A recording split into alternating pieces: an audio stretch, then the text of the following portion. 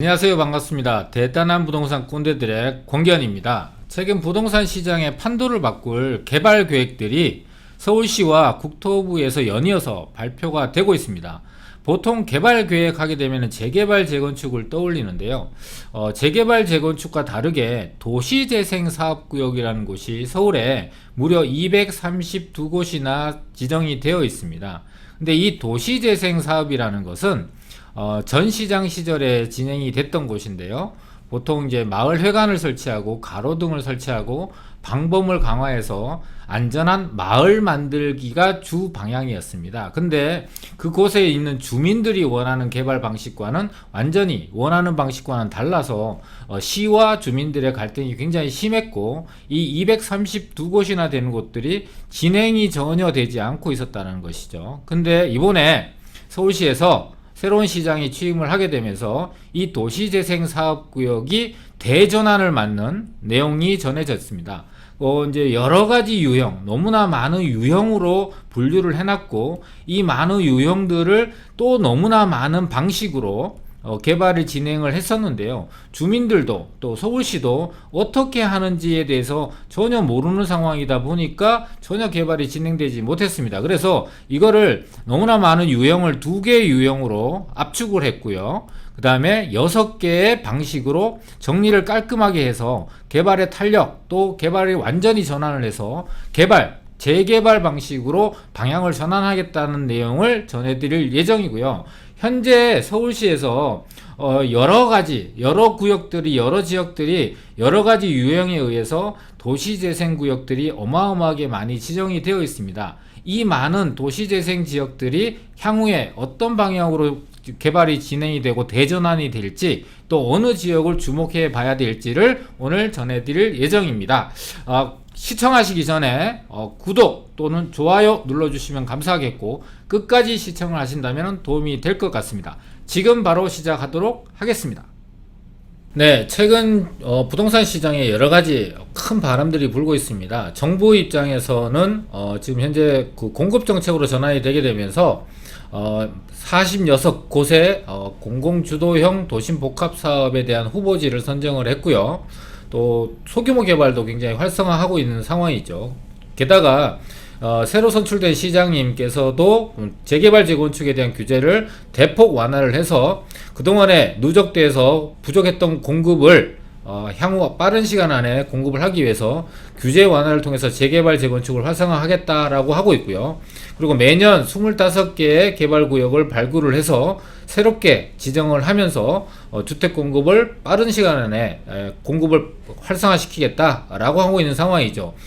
도시재생사업구역은 이미 사업구역으로 지정이 되어 있다 보니까 현재 재개발이라든지 소규모 재개발로서의 개발에서 완전히 소외되어 있는 상황이었단 말이죠. 그래서 이번에 서울시가 이 전 시장이 지정했던 도시재생사업구역에 대해서 방향을 대전환하겠다라는 계획을 발표를 했습니다.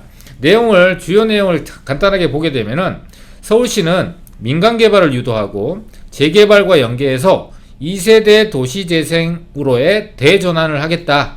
보존에 치우쳐 있던 도시재생을 개발과 정비를 포함한 방향으로 대전환을 하는데, 재개발 등 활용 가능한 사업 기법을 모두 동원해서 실질적인 주거 환경을 개선하는데 여러 가지 사업 방법을 도입을 하겠다라는 얘기죠. 빠르게 진행을 해서 정비를 하겠다는 거죠. 노후주택가를. 또한 민간개발과 연계를 해서 균형 발전을 도모하는데 미래산업 특화지구를 조성하겠다라는데, 이거는 이제 공공부지죠.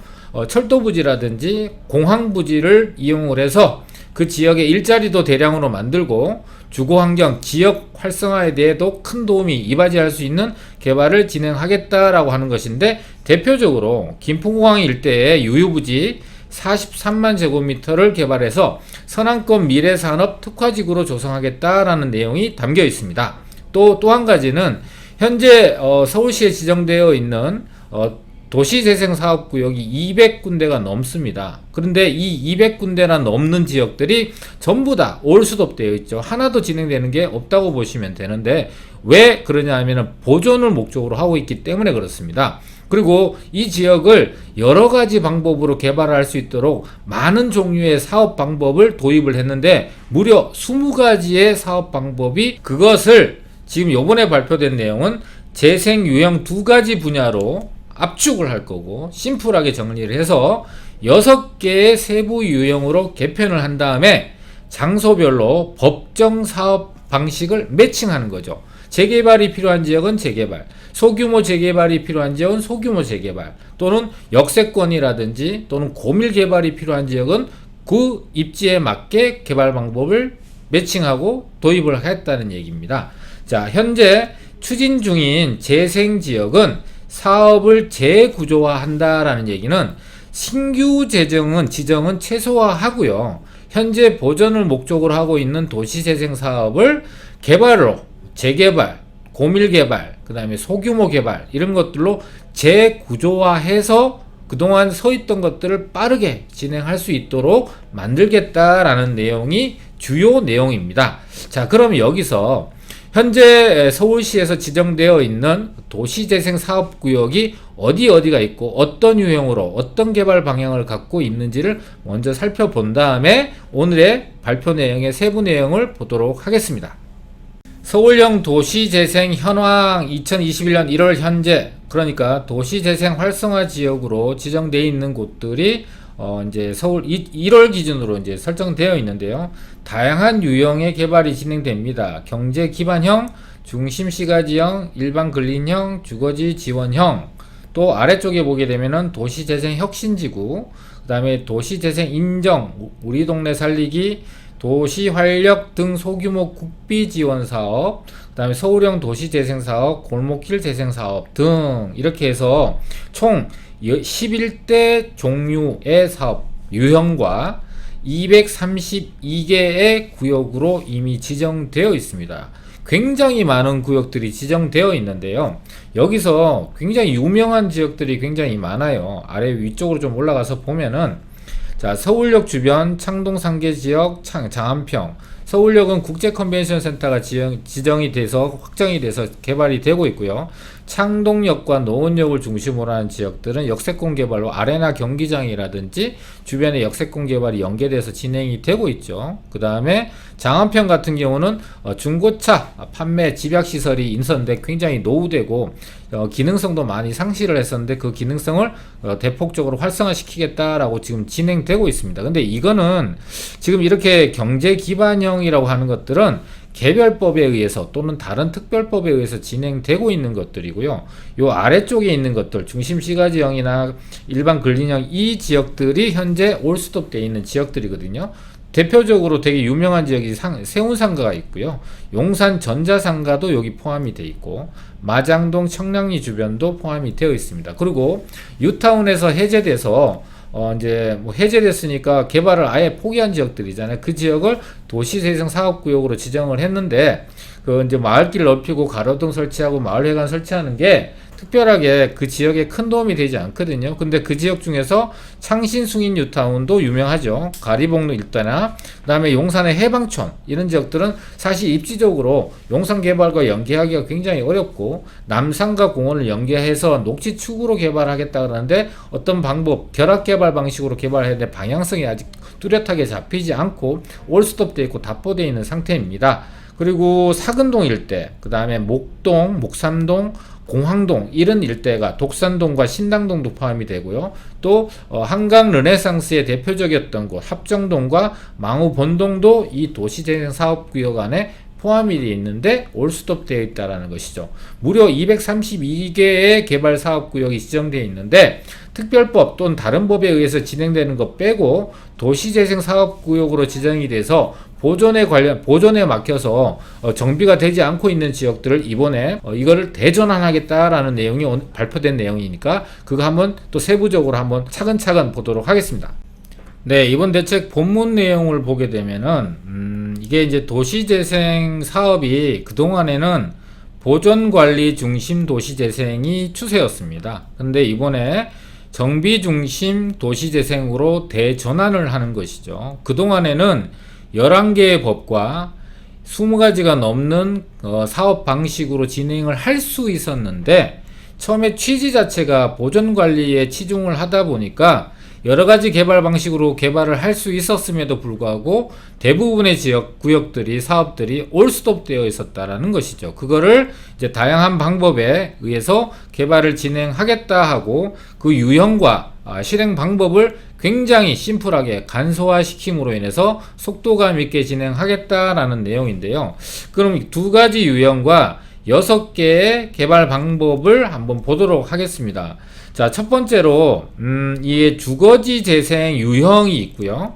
중심지 특화 재생 유형이라는 게 있습니다. 그래서 두 가지 유형으로 나눠졌고요. 그 다음에 각각의 유형별로 세 가지의 실행 방법을 내놓고 있는데요. 이 세 가지 중에서 주거지 재생을 먼저 보게 되면은 재개발 연계형이라는 얘기, 연계가 특별한 의미가 아니고 이 지역은 재개발하는 게 좋겠다, 그래서 재개발하겠다라는 뜻으로 이해하시면 됩니다. 기반시설이 열악하고 낙후된 주거지역 당연히 재개발해야겠죠. 그 다음에 두 번째로 소규모 주택 정비형, 요 지역은 가로주택 등 소규모 정비 사업이 적합한 지역, 그러니까 지역별의 특징에 맞게 사업 방식도 결정을 하게 되는 상황이고요.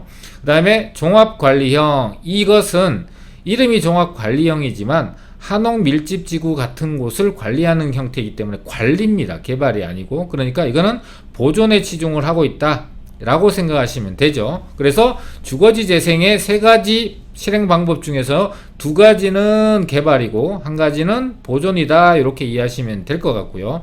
두 번째 유형인 중심지 특화 재생 유형도 세 가지로 나눠져 있는데요. 경제 거점 육성형이라고 되어 있는 거는 저이용 대규모 유휴부지, 요거는 이제 앞서 제가 예로 들어든 김포공항 유휴부지 같은 것들, 공공이 보유하고 있는 유휴부지를 개발하는 것이고, 이거는 일자리와 지역 활성화에 영향을 주는 개발이다 라고 이해하시면 될 것 같습니다. 두 번째로 중심지 활성화형이 있는데요. 쇠퇴한 도심의 상업지역, 대표적으로 세운상가 같은 것이 이런 쇠퇴한 도심 상업지역으로 표현될 수가 있는 것인데, 이런 지역들을 개발하겠다라는 것이고요. 또 세 번째는 지역자산 특화형이라는데, 내용을 보게 되면은 역사, 문화자산을 보유하고 있는 지역, 요거는 앞서 이제 주거지 재생에서 종합관리형과 같이 보존이 목적입니다. 따라서 이 중심지 특화 재생 유형도 세 가지 중에서 두 가지는 개발이고 한 가지는 보존이다 라고 이해하시면 될 것 같네요. 자, 그래서 일단은 주거지 재생, 중심지 재생 이 두 가지 유형 중에서 각각 두 가지씩은 개발, 그 지역과 특징에 맞게 개발을 활성화하겠다라고 적용을 하겠다라고 하는 내용인데요. 네, 세부적으로 보게 되면은요. 자, 재개발 유형이라고 되어 있는 거, 연계형이라고 되어 있는 거는 도시재생 지역 중에서 기반시설이 너무 열악한 주거지는 민간주도 재개발 사업, 그러니까 여기 서울시에서 추진하고 있는 거는 대부분 다 민간 재개발입니다. 그래서 민간 주도로 재개발을 추진할 수 있도록 지원하겠다. 지원이 뭐냐면 서울시에서 지원해 줄 수 있는 거는 결과적으로 용적률을 높여주고, 그 다음에 용도 지역을 상향해 주는 거죠. 그 다음에 뭐 기부채나 비율을 낮춰준다거나 하는 것들이겠죠. 그래서 지원을 해준다. 그 다음에 다만 재생지역 안에도 사업성 등을 이유로 모든 지역을 재개발 추진할 수 없다. 따라서 그렇게 재개발과 요건이 맞지 않는 지역은 소규모 정비 사업이 추진되는 여건들을 갖출 수 있도록 해주겠대요. 그래서 주민 편의시설 등을 도로나 공원 같은 것들을 조성을 해서 소규모 재개발이라도 진행할 수 있도록 여건들을 만들어 주겠다라는 것이죠. 자, 두 번째로 보게 되면은 소규모 정비형인데요. 자, 소규모 정비형 같은 경우는 어떤 내용이냐면은, 자, 요건을 갖추지 않아서 재개발 사업이 어려운 지역은 서울시가 새롭게 도입하는 모아주택을 비롯한 가로주택 정비사업, 자율주택 정비사업, 이게 대표적인 세 가지가 이제 대표적인 소규모 주택 정비 사업이죠. 그래서 각 지역에 맞는 소규모 정비 사업으로 주거 환경을 개선할 수 있도록 적극 지원하겠다. 아까는 재개발은 지원하겠다. 소규모 주택 정비형은 적극 지원하겠다 좀 더 이제 어감이 좀 다르네요. 어디에다 더 중점을 두고 방점을 두고 있는지를 조금은 이해할 수 있을 것 같아요. 왜냐하면은 재개발 같은 경우는 개발이 진행되는데 범위도 면적도 되게 넓다 보니까 이해관계가 굉장히 복잡하게 얽힐 수 있는 데에 비해서 소규모 재개발 같은 경우는 소수의 조합원들이 의견을 신속하게 결정을 하고 그 다음에 합의도 빨리 이루어서 개발이 빨리 진행될 수 있으니까 실질적으로 가시적인 성과를 낼 수 있는 것들은 소규모 정비형이 오히려 좀 더 유리한 부분이 없지 않아 있다, 이렇게 보시면 될 것 같고요.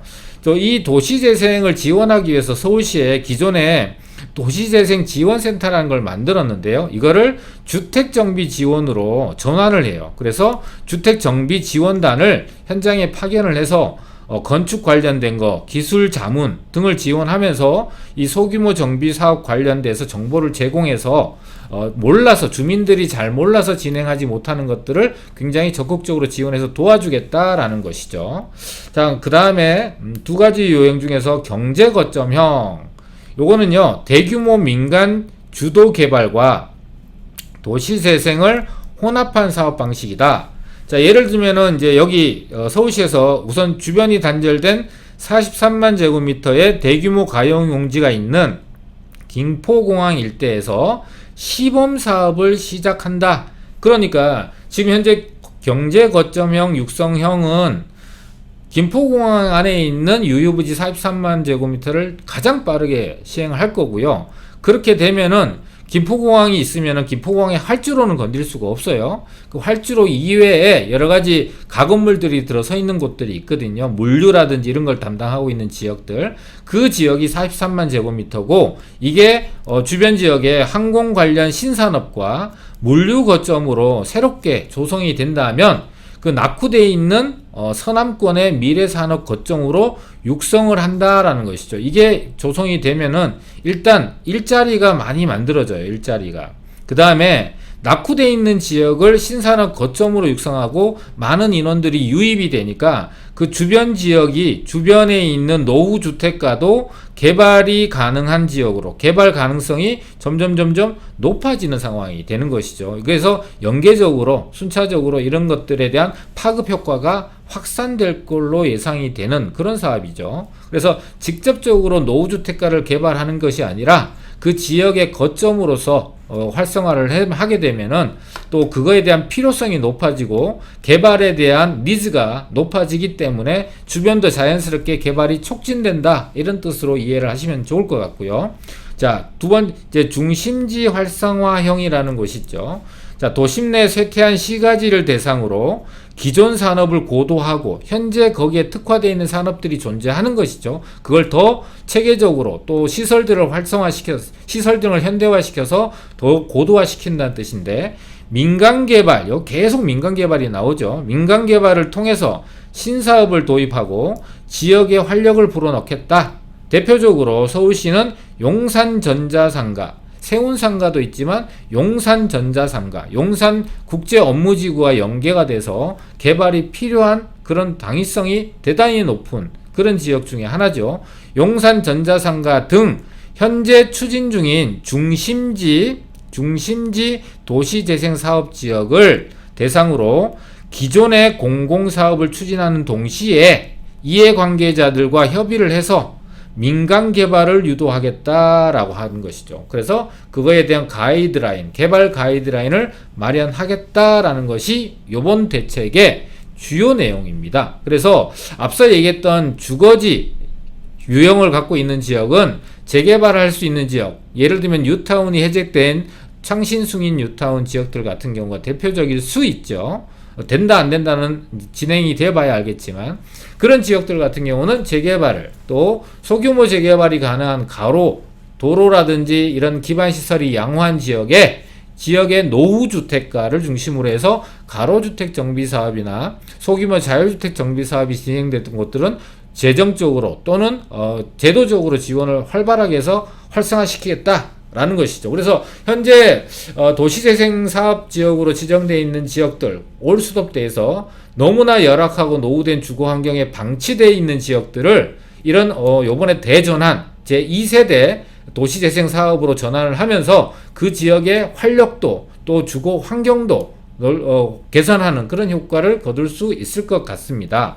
자, 보게 되면은 서울시는 2세대 도시재생을 통해서 2026년까지 주택 24,000호를 공급하고, 그러니까 용적률이라든지 용도 지역을 변경을 통해서 인센티브를 제공해서 추가적으로 늘어나는 세대수를 25,000호를 공급을 하고 8,400명의 직간접 일자리를 만들겠다라고 하고 있죠. 그 다음에 이를 위해서 6년간 시비와 국비를 지원받아서 포함해서 또 민간 사업을 또 민간 투자를 유치를 해서 총 7조 900억 원에 달하는 투자를 할 계획이다. 그러니까 이 서울에서 진행하고 있는 그 재개발이나 소규모 재개발 또는 중심지 이런 형들을 개발하는데 대부분이 민간 기업들, 민간 회사들이 참여를 해서 민간으로 개발하겠다라는 것이기 때문에 민간이 개발을 진행하기 위해서는 돌아오는 수익이 있어야 되거든요. 이익이 있어야 민간이 많은 막대한 자본을 투자해서 참여를 할 수 있게 되니까, 그래서 그 민간이 개발하는 개발자도 이득을 가져가고 그 해당되는 주민들한테도 이득이 돌아갈 수 있는 지역으로 제도적으로 자금적으로 지원을 하겠다라는 내용이 이 자금 안에, 자금 계획 안에, 투자 계획 안에 포함이 되어 있는 거라고 볼 수 있습니다. 자, 향후 1년 내에 실행 가능한 지역부터 역량을 집중하겠다, 선택과 집중을 하겠다는 것이죠. 그래서 1년간 중심지 특화 재생 유형은 거점 유형으로 1개소, 중심지 활성화 유형으로 1개소, 지역자산 특화형으로 5개소. 근데 이 5개소는 아까 말씀대로 보존이다. 그러니까 개발은 아니다라고 좀 보시면 될 것 같고, 중심지 특화형은 1개소 총 2개소 정도가 개발이 방점이 찍혀 있는 개발이 진행된다. 그리고 두 번째 주거지 재생형 같은 경우는 재개발 연계형이 2개소, 이거는 재개발이죠. 소규모 주택 정비 관리 지역이 총 30곳. 이게 가장 숫자가 많죠. 아까 그래서 지원한다는 것도 재개발은 지원한다. 그리고 소규모 주택 정비는 적극 지원한다고 얘기를 했잖아요. 그렇죠? 그래서 어감이 완전히 다르다고 얘기했는데 그에 따라서 진행되는 개수도 지역들도 30개소나 된다고 볼 수 있습니다. 자, 그러면 종합관리형 20개소, 이거는 앞서 말씀드렸던 또 보존입니다. 따라서 주거지 재생에서는 재개발 유형은 2개소로 좀 이제 작고, 소규모 주택 정비 관리 지역으로는 30개소로 진행된다. 그러면은 기대해 볼 수 있는 게 가능한 지역들이 30개소를 진행하는 것들에 좀 관심을 가지시면은 좋을 것 같습니다. 자, 앞서 말씀드렸다시피 서울시에 많은 다양한 개발들이 활발하게 진행되고 있습니다. 그래서 현재 투자를 작년에 또 재작년에 3년 전에 투자를 망설이다 못하셨던 분들 같은 경우는 이런 정보를 토대로 해서 좋은 성공 투자를 하셨으면 좋겠다라는 생각이 듭니다. 자, 오늘 영상은 여기서 마치고요. 또 이 내용이 우리 구독자분들한테 도움이 되셨다면 좋아요, 구독 눌러주시면 감사하겠습니다. 자, 오늘 영상은 여기서 마치도록 하겠습니다. 감사합니다.